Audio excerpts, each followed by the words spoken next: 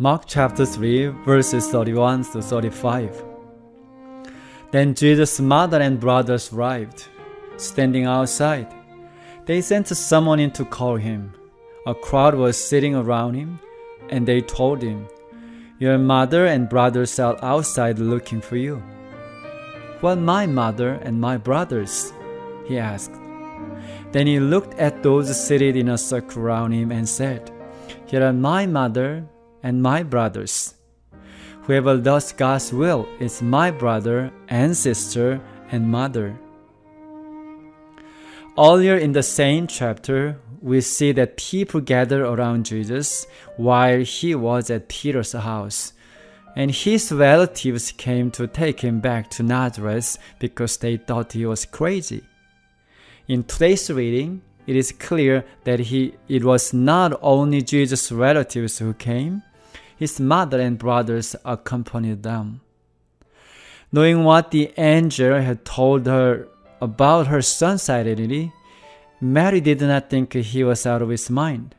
However, Mary accompanied with them to care for Jesus if any bad thing would happen to Jesus, since the brothers were half-brothers and older than Jesus. Anyway, they came to take Jesus back home.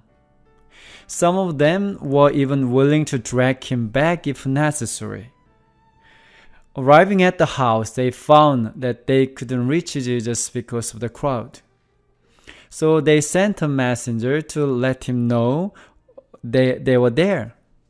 Jesus' response seems shocking. "Whoever does God's will is my brother and sister and mother."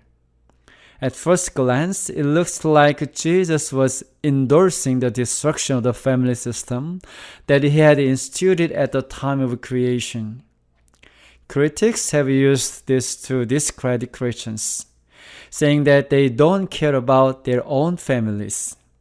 This is not true. Even while he was hanging on the cross, Jesus tended to his mother's needs, asking John to take care of her after his death.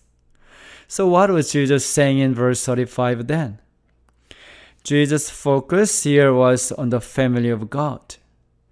Each of us belongs to an earthly family of some kind, but when we consider that everyone is God's child, we can actually say that we are all family members. In God's eyes, everyone is his child. Yet many people do not believe this. Those who do accept their role as God's son or daughter will eventually go to heaven and live together as a family of God.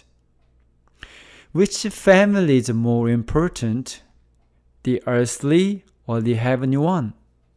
In fact, both are equally important. The Bible emphasizes the value of loving relationships between husband and wife, children and parents, brother and sister. We have to make it our goal to maintain our families as places of love and happiness. At the same time, the family of God is also essential. They are the ones who will live with throughout eternity. That's why the Bible teaches the importance of love between heavenly family members. It should be our highest priority to pray and do whatever we can to make our family members our heavenly family members as well. Why don't you take the time now to let all of your family members, earthly or heavenly, know how much you love them and care for them?